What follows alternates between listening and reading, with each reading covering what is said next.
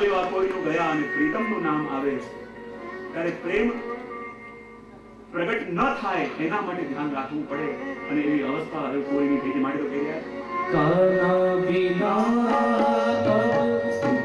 રહા નહીં જાએ યમુના નદી કિનારા सूखी जाए अपने गोविंद जी को गैया पुकारे वृक्ष लता बन उपवन सुने सारे यदुनाथ राहो मेरे मोल मुगट धारे सांवरा सलोना मेरा कृष्ण कन्हैया बंसी बजा के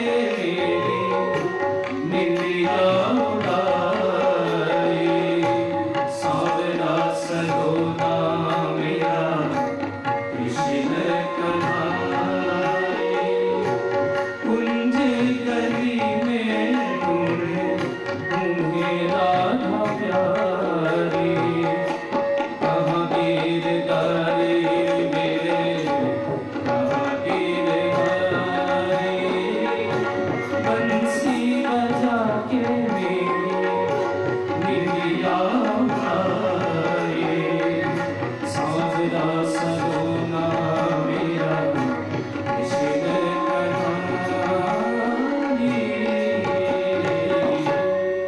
પ્રભુની પરીક્ષામાં હતી ને ત્યાં જ પ્રભુ પ્રગટ થઈને પધાર્યા.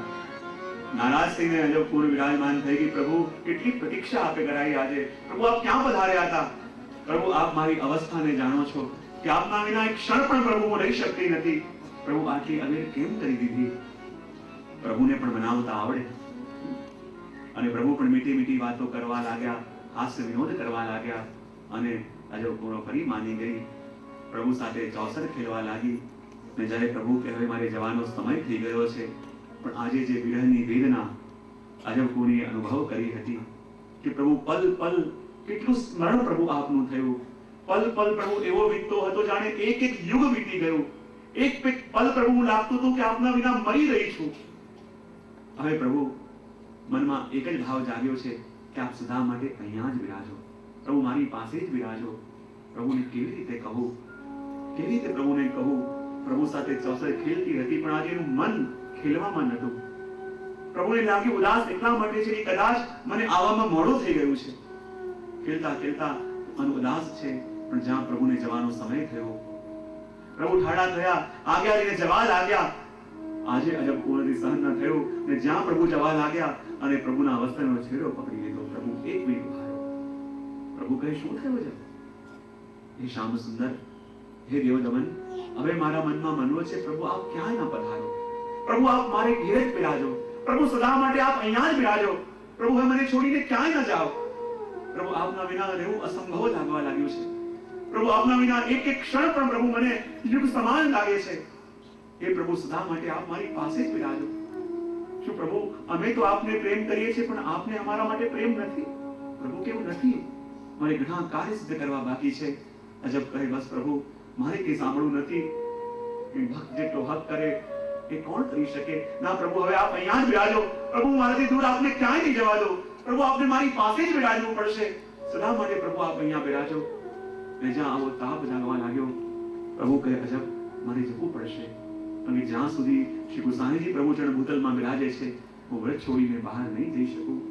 કૃપાનાથ, यदि आप नहीं આવી શકો, આપ અહીંયા નહીં આવો તો પ્રભુ હું જીવી નહીં શકું. પ્રભુ મારો પ્રાણ આજ ઘડીએ ચાલ્યા જશે. આજ થોડી અવેરથી પ્રભુ આપને પધારવામાં અને થોડી પલ પ્રભુએ જેવી રીતે પસાર કરી છે, પ્રભુ મને લાગતું નથી જો એક દિવસ પણ આપ પધાર્યા નહીં તો પ્રભુ મારા પ્રાણ આ દેહમાં નહીં રહે. यदि પ્રભુ આપની ઈચ્છા હોય તો આપ સદા માટે પ્રભુ અહીંયા જ બિરાજો. આપને પધારવામાં આવવામાં બહુ શ્રમ પડે છે. પ્રભુ હું બધું સહન કરી શકું પણ આપને શ્રમ પડે એ મારાથી સહન પ્રભુ ન થાય. આપ સદા માટે અહીંયા જ બિરાજો. પ્રભુ કહેવા લાગ્યા. મેં પહેલા પણ કહ્યું કે જ્યાં સુધી શ્રી ગુસાઈજી પ્રભુ ચરણ ભૂતલમાં છે હું બ્રજ છોડીને આવી નહીં શકું. પણ જ્યારે ચિંતા ન કર, એક સમય એવો જરૂર આવશે વર્ષો પછી કે હું અહીંયા પધારીશ, તારી આ જ કોટડીની અંદર હું વર્ષો સુધી બિરાજીશ અને હજારો હજારો ભક્તોને મારા દર્શન પણ આપીશ. એ કૃપાના એ સમય તો ક્યારે આવશે? આ દેહનો પ્રભુ શું ભરોસો? અને પ્રભુ મારા જેવા તો હજારો પ્રભુ આપના પ્રેમીઓ છે, હજારો પ્રભુ આપના જીવો છે. પ્રભુ હજારોમાંથી પ્રભુ આપને મારી યાદ કેમ કરીને રહેશે? અને પ્રભુ કેટલા વર્ષો વીતશે, પ્રભુ હું એ સુખનો લાભ કેવી રીતે લઈ શકીશ? પ્રભુ કહેવા લાગ્યા, અજબ ચિંતા ન કરો, હું તને વરદાન આપું છું, તને ખાતરી આપું છું કે હું જરૂર તારા ઘરે પધારીશ અને એ વચન પણ આપું છું કે જ્યાં સુધી તારી કોટડીમાં હું અહીંયા નહીં પધારું, તારા પ્રાણ પણ તારા દેહમાંથી જશે નહીં. હું તારી સામે જ આવીશ અને આ તને આપેલું વચન હું સિદ્ધ કરીશ. નાની પધાર્યા. ધીમે ધીમે સમય પસાર થવા લાગ્યો અને આગળ વર્ણન આવે છે કે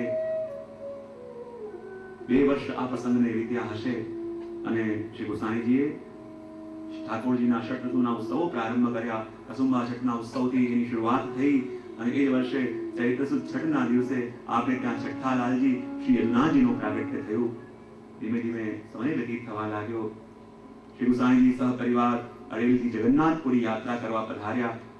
ત્યાંથી પુનઃ જ્યારે અડેલ પધાર્યા અને કહેવાય કે શ્રી ગોસાઈજીના વહુજી શ્રી રુક્ષ્મણી વહુજી નિત્ય લીલામાં પધાર્યા. ભગવત સેવામાં જે સહયોગી છે એનો વિયોગ થયો. શ્રી ગોસાઈજી તો પ્રભુને દુઃખ ન થાય માટે સદા સ્વસ્થ રહેતા, પણ શ્રી ગિરધરજીને શ્રી ગોકુલનાથજીને જ્યારે આપની અવસ્થાને જુએ આપને લાગે કે ભગવત સેવામાંથી એક સહયોગી ચાલ્યો ગયો છે. આપ દર્શન તો નથી કરાવતા પણ નિશ્ચિત કે ભગવત સેવામાં એક સહયોગી ગુમાવવાની સૂક્ષ્મ પીડા આપની અંદર જરૂર હશે. ધીમે ધીમે સમય વ્યતીત થવા લાગ્યો. શ્રી ગોસાઈજીએ પૂજના ગ્રહને પીળો પડતો જોયો. આપને લાગ્યું કે અડેલની ઉપર હવે આપત્તિઓ આવવાની છે અને માટે એનો ત્યાગ કરવાનો વિચાર કર્યો. 1 વર્ષ સુધી આપ બંદીગઢ પધાર્યા, બિરાજ્યા અને ત્યાંથી ગઢાના રાણી દુર્ગાવતીને ત્યાં પધાર્યા. દુર્ગાવતીને ત્યાં પધાર્યા કારણ કે અડેલની ઉપર આપત્તિઓ આવવા લાગી અને જ્યાં ધીમે ધીમે સમય જવા લાગ્યો. શ્રી ગોકુલનાથજી એ વખતે વિજયનગર પધાર્યા હતા. આપે શ્રી ગોસાઈજીને વિનંતી કરી પધારવાની. જ્યારે ગોસાઈજી ત્યાં વિજયનગર પધાર્યા અને ગોકુલનાથજી વારે વારે આપને વિનંતી કરી કે આપને વિનંતી કરીએ છીએ આપ પુનઃ વિવાહ કરો, જેથી ભગવત સેવાની અંદર સૌકર્ય રહે, શ્રી નવનીત પ્રભુ પ્રસન્નતાથી વિરાજતા રહે, આ પ્રભુને સુખ મળતું રહે. વારે વારે વિનંતી કરી શ્રી ગોસાઈજીને માન્યા.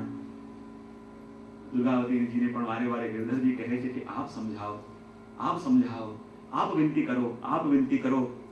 જ્યાં દુર્ગાવતીજીએ પણ વારે વારે આપને વિનંતી કરી, વારે વારે વિનંતી કરી કે ભગવત સુખાર્થ માટે, ભગવત સેવા માટે, ભગવત સેવાના સૌકર્ય માટે, અને જ્યાં કો વિનંતી કરી ભગવત આજ્ઞા માનીને ઈસવીસન 1620 આપે પદ્માવતીજી સાથે વિવાહ કર્યા. શ્રી ગોસાઈજી પરમ દયાળ કી જય. આ ભવિષ્યવેતા છે. દર્શન આપે કર્યું કે જોત જોતામાં હવે ગરડાની ઉપર પણ મોટી વિપત્તિઓ આવવાની છે. અને ત્યાંના બાદશાહે જે ફરમાન કર્યો અને જે અપેક્ષા રાખી રાણી પાસે, રાણી આપવાની ના કરી. શ્રી ગોસાઈજી સાવચેત કરી દીધા કે જુઓ થોડા સમય પછી વિપત્તિ આવશે, સાવધાન રહેજો.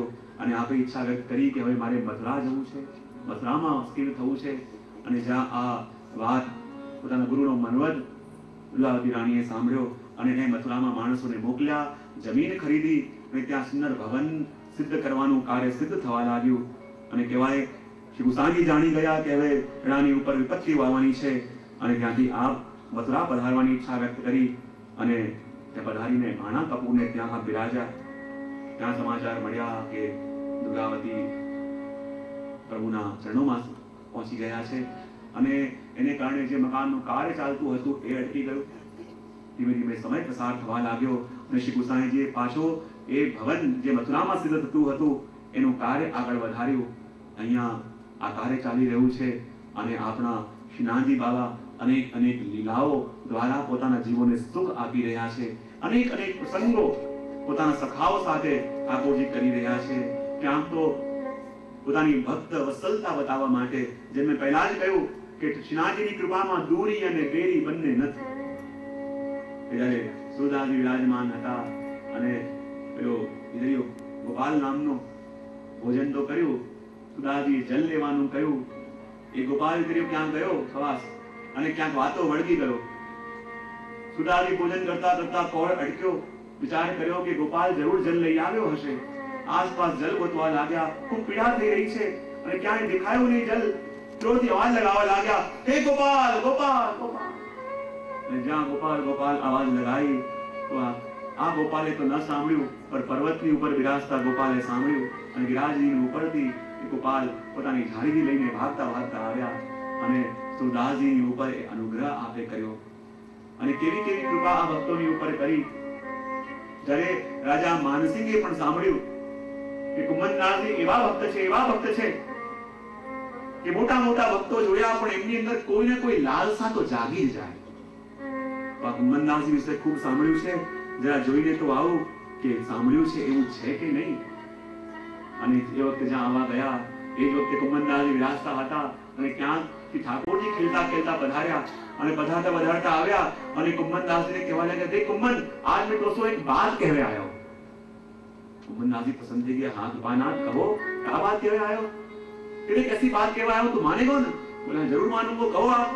અને જ્યાં વાત કહેવા જાય ત્યાં સમાચાર મળ્યા કે રાજા માનસિંહ મળવા માટે આવી રહ્યા છે. જ્યાં રાજા માનસિંહ આવ્યા, શ્રીનાથજી બાવા ડરીને ભાગ્યા અને જઈને ઝાડની ઓટ પાછળ સંતાઈ ગયા. કુંભનદાસજી તો અહીંયા કહે છે રાજા આવ્યા છે, પણ આપની દ્રષ્ટિ તો શ્રીનાથજી બાવા ઉપર કે ક્યાં ઝાડની પાસે સંતાઈ ગયા. ક્યાં શ્રીનાથજી બાવા એમના મનની વાત મને કરવા આવ્યા હતા અને ખબર નહીં રાજા ક્યાંથી આવી ગયો. એમના આવતાની સાથે મારા શ્રીનાથજી બાવા સંતાઈ ગયા. મારા પ્રભુને જેની બીક લાગે એની જોડે વાત કેવી રીતે કરું? મારા પ્રભુ જેનાથી દૂર ભાગી જાય એનો સંગ મારે કેમ કરવો? રાજા આવીને ઉભા છે, પણ કુંભનદાસજી તો દ્રષ્ટિ પણ કરતા નથી. શ્રીનાથજીની ઉપર દ્રષ્ટિ આપની છે. શ્રીનાથજી બાવા ઈશારો કરીને કહેવા લાગ્યા, અરે કુંભન જો આ રાજા આવ્યા છે, વાત તો કર. કુંભનદાસજી ક્યાંની સાથે શું વાત કરું? અને ત્યાં જ વાત કરવાની આજ્ઞા કરી અને ત્યાં જ જે લાકડાના પાત્રમાં જલ હતું એ જોઈને પોતે તિલક કર્યું.